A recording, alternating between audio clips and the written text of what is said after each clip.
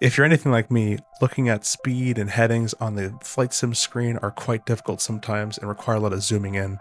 But with the Simworkshop SW instrument panel, it's a hell of a lot easier.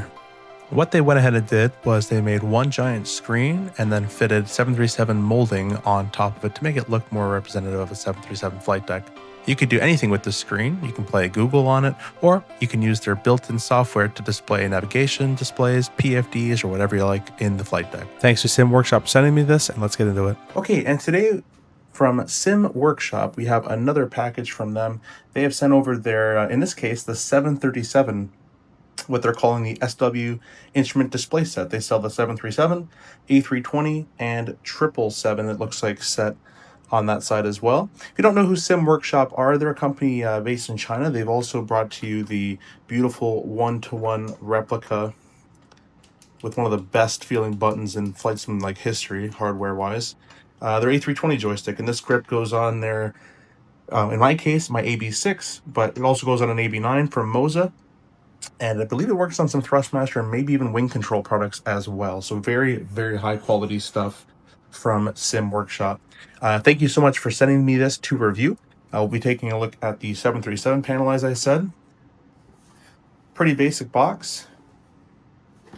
I've mentioned to them that I probably won't be able to incorporate this in my main setup, but they were gracious to send me this anyways, just to show you guys it. So we'll go ahead and open it up. And we'll take off the first layer of foam. Sort of that. And it comes with a cable, so you're going to require HDMI, it looks like. Yes, HDMI. They do have an adapter as well. And it's also going to require USB, USB-C. So it comes with all the cables there. And lastly, it comes with the actual device. It's actually very heavy, a lot heavier than I would have thought. I'm also going to be reviewing the D108 panel from Huwalt, basically the same exact thing. Okay, well, right off the bat, we're going to get this plugged in shortly, but you can tell the build quality is very good. You can squeeze and nothing is shaking or moving. Very well built. Feels like metal, like a back plate, I guess, and casing. A little cold to the touch. So very, very well made. So in my case, if I were going to use it, I'd either use it on top of the yoke like this. Maybe I'd have to like Gorilla Tape it on or Velcro it or something. But you can put it just like that, or you can put it maybe somewhere else off to the side, wherever you'd like to mount that. Maybe underneath the table, you maybe mount it with like a custom built mount. But that's it right there. So it's not too big. It's about probably 1.25 feet, just like 1.25 feet lengthwise. And probably about 5 inches, up 5 to 6 inches up there. So pretty actually small for what it does. All right, so I went to the Simworkshop website and I went to their downloads page, and I've just pressed the download on the Simworkshop instrument here, and it looks like this. So I'm going to press next. Next. We'll just go ahead and install that. We have the Simworkshop instrument panel all plugged in with the USB-C and the USB. And you can see now the software pops up. All right, so what I'm doing to calibrate this is I have gone ahead and went to my display settings, and you can see here that I have my 2 monitor setup. Move this out of the way. So monitor 2, monitor 1, and then my Simworkshop monitors are mounted below that, so I'll just put it below like this. That way I can just freely move my mouse down and get into the monitors.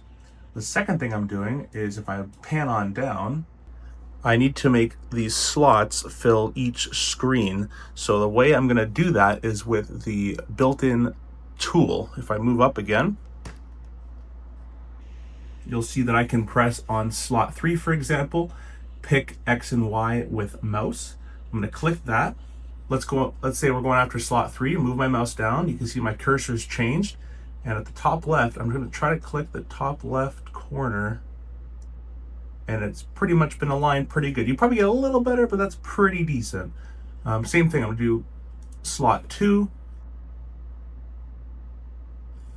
and I'm gonna go ahead top left. Just a little bit remaining of that. There's slot 2 and slot 1. There we go. That's good enough for today. You can obviously dial those in better, but that's pretty much good. Slot 1, slot 2, slot 3. So I called the profile PMDG 737-800. Down here we have PFD, then navigation display, and I would like the ICAS, but that's fine. We'll call it EFB, and I'll press start mapping.